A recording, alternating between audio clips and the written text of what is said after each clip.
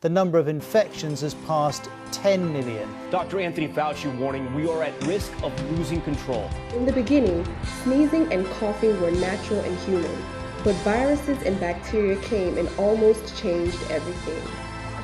Achoo has now become a sound associated with fear, insecurity, and anxiety. What if we could provide a specific solution to contain the spread of infectious droplets that would have caused diseases? Just what if?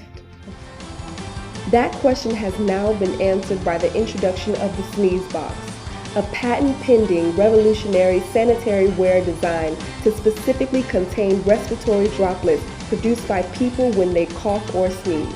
The SneezeBox is a careful invention that creates a safeguard for friends and family in private and public spaces. The SneezeBox is a round hole in a round hole solution that actively prevents the spread of respiratory infections such as flu, tuberculosis, coronavirus, and other influenza by providing an effective containment of potentially infectious droplets from being inhaled by people or from falling on surfaces that other people may come in contact with. The SneezeBox is the most appropriate respiratory droplet containment sanitary ware, as opposed to the use of tissues and napkins, which is basically made for cleaning surfaces.